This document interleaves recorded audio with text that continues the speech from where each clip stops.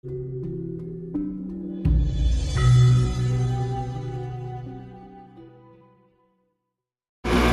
biasanya 3 hal ini dilakukan.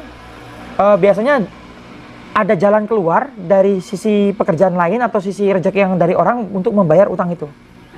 Karena utang itu menimbulkan sebuah ikatan, kutuk.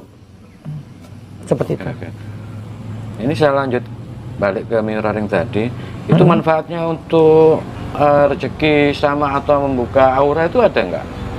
Ada, tapi kalau untuk aura itu kan sebenarnya aura itu pancaran energi dari tubuh orang yang keluar dan dipengaruhi oleh emosi. Itu aura. Jadi aura itu dipengaruhi emosi. Berarti berubah-berubah berarti. Bisa berubah. Makanya sulit aura tuh, kalau kita bilang aura yang tiba-tiba gini berubah, dia gini ngikutin dari hati perasaan.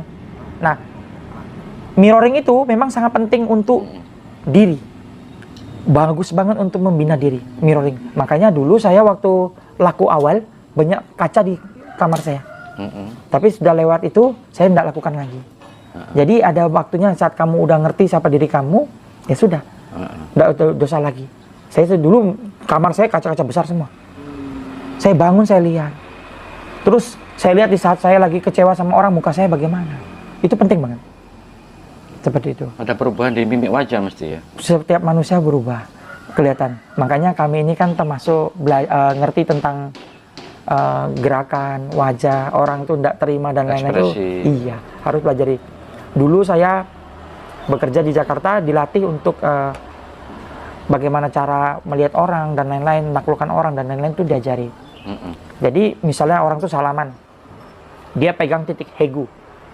Nah, berarti orang itu mengontrol kita. Lalu di saat kita bicara, dia lakukan teknik mirroring.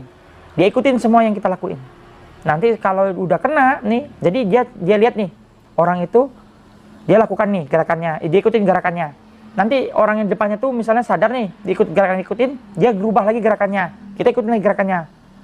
Setelah dia lihat orang tuh udah terpaut dengan gerakan mirroring tadi, dia baru lakukan leading, istilahnya dia baru mulai gerakan baru, orang tuh ngikut. Nah, kalau orang tuh ngikut, itu udah bisa dimakan. Maksudnya orang itu akan ikut semua kata-katanya. Jadi sebenarnya sama dengan teknik yang di kaca itu. Mirip persis. Jadi menimbulkan ilmu-ilmu banyak dari kaca. Jadi berkaca itu penting.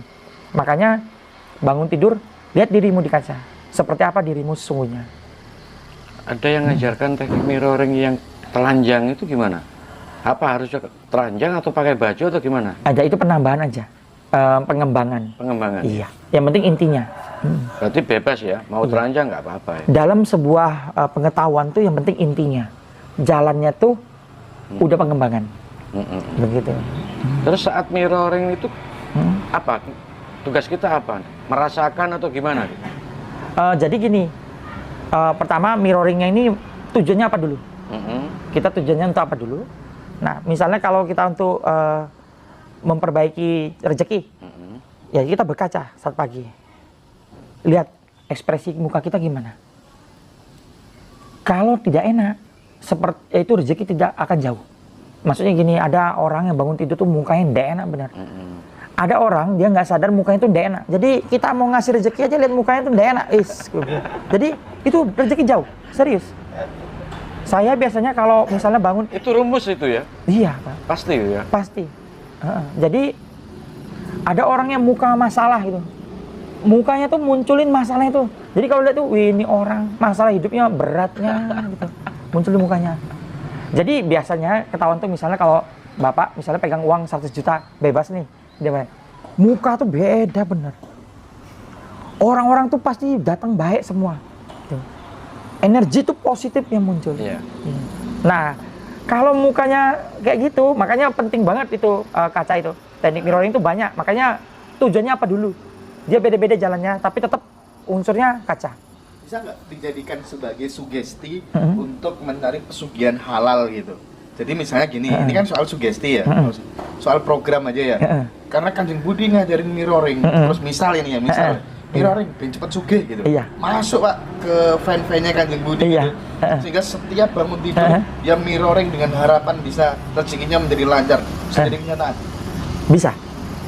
Iya, betul. Jadi ilmu baru tuh Pak Indra. Iya. Ilmu baru itu. Jadi saya tambahin dikit aja, yang Pak Hendra bilang tadi itu tinggal ditambahin afirmasi.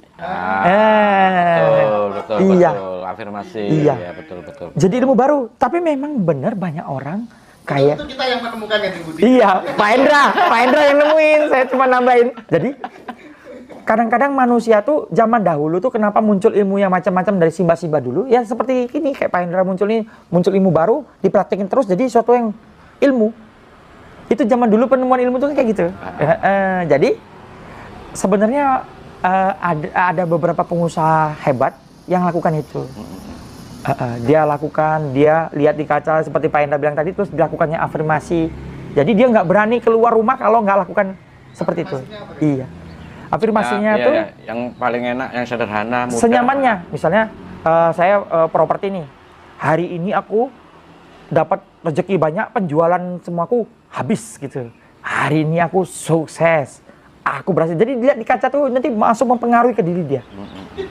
Itu luar biasa. Dan memang beberapa pengusaha lakukan itu. Makanya mereka punya kaca bagus. Coba lah masuk rumah pengusaha, pasti ada kacanya besar-besar di kamarnya. Iya, di kamar mandi. Lebih pede nanti ya. Terus nanti dia nggak akan keluar rumah kalau dia belum lihat semuanya. Benar, mereka setelah pakai pakaian dia akan lihat di kaca. Kayaknya mukaku kenapa ya? Nanti dia lakukan tenangin diri, dia minum minum yang segar, dia lagi. Gitu ya. Oke, sudah bagus, baru dia keluar. Deal semua usahanya. Kalau mukanya masih belum bagus, dia tahan dulu sampai bagus. Ya? Iya, betul. Dia lakukan yang misalnya menyamankan dirinya. Dulu waktu saya di perusahaan di Jakarta tuh ada satu pegawai saya tuh mukanya tuh kalau kata orang Sumatera tuh muka sengak. Gitu. Rasanya tuh kalau lihat mukanya kepengen ditabok aja gitu. Nah, ada orang yang gitu. Saya bilang jangan marah sama dia. Itu masalah hidupnya tuh mungkin berat bener. Gitu. Jadi dia masalah sama keluarganya, masalah dari apa. Jadi mukanya tuh mempengaruhi dia. Makanya orang tuh susah banget rezekinya. Berat bener rezekinya. Dapat uang juga, uangnya langsung keluar yang nggak keluar. Jadi ya bocor. Itu. Iya. Nah itu sebenarnya rahasia mirroring ini penting banget. Karena saya juga lakukan mirroring tiap pagi. Saya taruh di kamar mandi. Saya mandi, saya lihat muka saya. Saya mandi lagi kalau belum berubah. Saya lihat muka saya. Saya terus gitu. Sebenarnya itu rahasia yang banyak orang lakuin kalau untuk seperti ini. Ini ilmunya Pak Hendra tadi. Iya, mirroring. Ya, coba Bapak lihat dah. Di kamar mereka pasti kacanya besar-besar. Pasti kacanya besar-besar. Itu sebanyak mungkin ya, ditaruh di mana aja ya. Iya. Makanya kalau misalnya ibu-ibu taruh di dapur juga enggak apa-apa ya. Enggak masalah. Makanya ada banyak orang-orang masang kaca patwa itu di rumahnya. Sebenarnya kan itu untuk ini. Dia bisa juga nolak yang nggak baik, bisa naikin energi negatif jadi positif gitu. Banyak fungsinya. Itu mirror. Ya nantilah kalau misalnya Pak Hendra sama Pak Dodi ngaji Roso ngadain kita kumpul-kumpul, nanti kita banyak bahas-bahas di sana apa yang gitu. Nanti saya luangin waktu. Iya, kita nanti mau bikin acara nanti, entah itu sarasnya, entah apa nanti ya. Iya. Oke, Kanjeng Budi, saya lanjut ini pertanyaan mengenai Laut Selatan. Iya.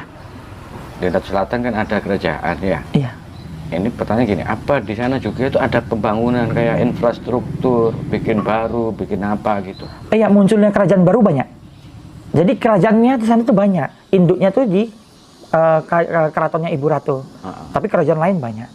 Muncul lagi. Maksudnya mau bikin renovasi, bikin tambahan, apa gitu, pembangunan apa gitu. Kalau yang di keraton Ibu, memang kalau yang dibutuhkan tuh muncul sendiri biasanya, terbentuk sendiri. Tidak ada kayak tukang bangunan gitu, enggak. Terbentuk sendiri. Gitu ya? Iya. Kalau di keraton Ibu.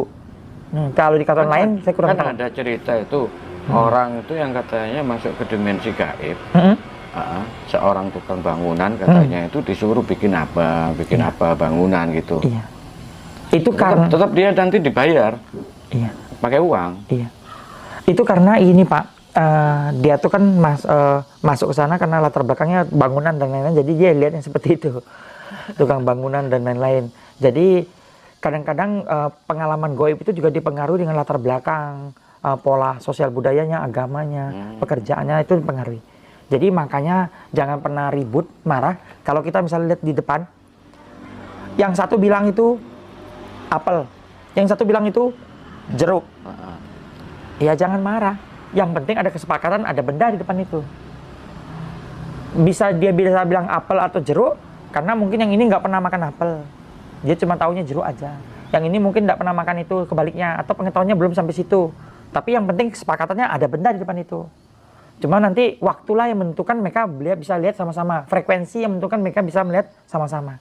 Makanya kalau tamu datang, saya harus samain frekuensi saya ke mereka. Jadi saya bisa masuk dalam cerita mereka. Kalau enggak, ya beda.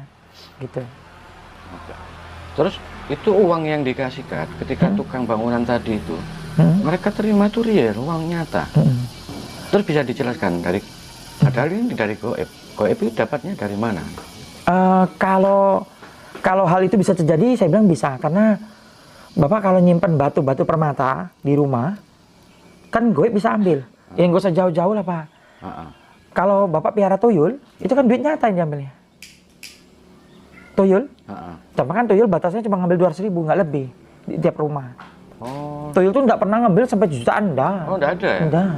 Kalau tuyul, ya sabar-sabar uang receh, karena uang dikit, karena dia dikumpulin jadi banyak. Tuyul tuh paling ngambil selembar, 2 lembar dia lari. 200.000 maksimal. Iya, paling tinggi 200.000, nggak lebih dari itu. Lari. Iya, biasanya dia cuma ngambil selembar. Misalnya Bapak Dodi simpan, jadi Bapak nggak akan mengetahui duit Bapak hilang gitu. Nah itu aja real, berarti yang itu bisa real. Oke. Kecuali kalau babi ngepet ya Pak, baru ngambil semua gitu. Ilmu jaga lilin. Berarti maharnya lebih gede itu ya? Kalau itu kan kalau babi ngepet itu kan Pak, orang itu udah menjual dirinya, menjalin persekutuan, jadi nanti sudah bukan ke Gusti punya atau meninggalnya.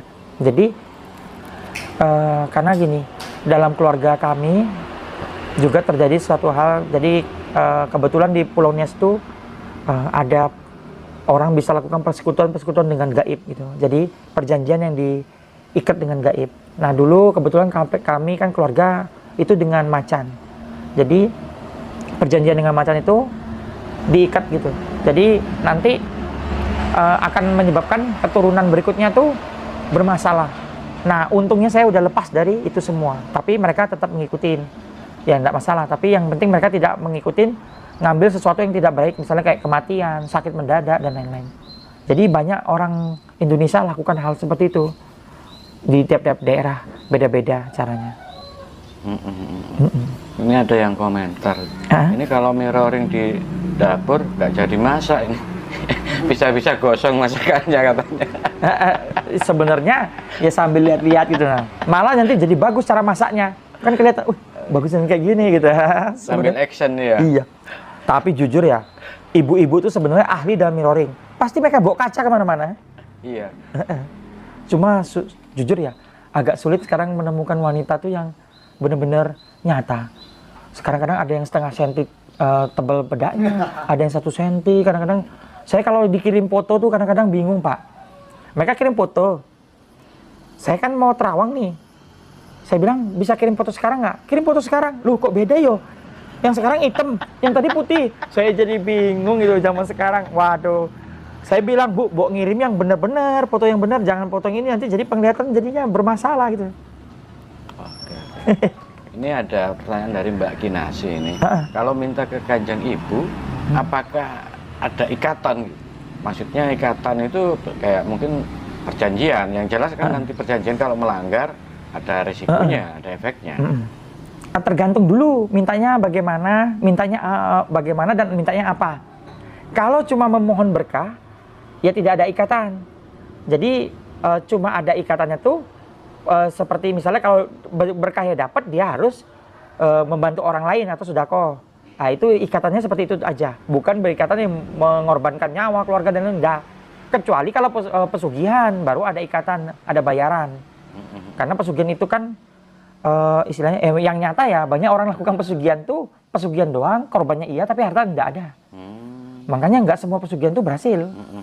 Misalnya ada orang mau pesugihan duitnya harus kaya banyak, modalnya cuma 100.000, ya nggak mungkin. Nggak mungkin dapat miliaran ya? Iya nggak mungkin, tapi korbannya nyata nanti. Korbannya nyata. Jangan salah loh, sesekali kamu berjanji, mereka ambil tetap, tapi uang yang kamu dapat enggak gitu. Seperti itu. Kalau misalnya ada orang yang ingin interaksi dengan Ibu Ratu, itu apa bisa dilakukan di rumah gitu tanpa perlu pergi ke pantai selatan gitu? Apakah bisa? Bisa, kalau sudah terbuka jalannya, jalurnya, maksudnya jalur seperti kita kayak berdoa. Misalnya kalau orang-orang yang kepercayaannya kepada dewa, itu dari patungnya tuh kalau jalurnya belum terbuka ya nggak sampai. Jadi biasanya tugas kami tuh, saya tuh karena sering dipanggil tuh kalau tempat sembayangan orang tuh, saya bukain jalurnya ke dewanya. Jadi kalau udah jalurnya terbuka, mereka berdoa tuh nyampe gitu, seperti itu. Oh, berarti nanti ada passwordnya nanti tertentu? Enggak. Nanti bukan password ya, apa? Nanti batinnya. Batinnya aja? Iya, batinnya. Oke. Apakah beliau, Ibu Ratu itu, ini dalam pandangan Islam ya? Iya. Ibu Ratu itu juga mengenal seperti sosok Nabi Muhammad atau siapa gitu? Pasti. Pasti ya? Iya, Kanjeng Nabi sama itu. Saja, ya? Kanjeng Nabi itu manusia mulia. Iya. Iya, istilahnya yang dipilih gitu. Ya pasti Kanjeng Nabi itu di dalam dunia gaib santer Kanjeng Nabi. Orang nggak berani kok sama Kanjeng Nabi. Makanya beliau tuh ya layak tinggal di langit ke-7. Oh, oke. Ini ada pertanyaan tentang masalah khazanah ilmu Jawa, tentang perhitungan hari. Kan ada di Jawa itu hari weton, pasaran apa gitu. Kalau dalam pandangannya Kanjeng Budi, apakah itu memang relevan? Ada dampaknya? Misalnya hari ini wage harus gini. Itu apa memang real ada? Jadi gini, kalau perhitungan weton yang benar itu memang di Jawa ada, namanya ilmu titen. Ilmu titen itu dipelajari dari catatan simba-simba dulu, misalnya dia ikutin percobaan, misalnya kalau orang lakukan ini hasilnya ini dicatat. Dan itu benar-benar seperti ilmiah Jawa itu benar-benar nyata. Cuma setelah mereka dihitung titennya, membentuk takdir karma dalam mereka, jadi takdir baru dalam kehidupan mereka. Jadi dia ngikutin takdir baru dari titen tadi. Atau wetonnya, apanya harus begini, itu ngikutin jadinya. Misalnya orang tuh, makanya itu sangat berbahaya itu. Kalau misalnya orang mau masuk dalam titen weton itu, nanti membentuk hidup baru, garis hidup baru jadinya. Jadi ngikutin wetonnya, kalau kayak gini nanti gini ya bentuk jadinya. Tapi memang hasil dari titen itu sama kayak Feng Shui, itu memang hasil penelitian dari orang-orang pintar zaman dahulu, jadi dibukukan, dipelajari. Maksudnya mempengaruhi karakter ya? Iya. Kebiasaan. Iya, itu sama membentuk sugesti sebenarnya. Iya.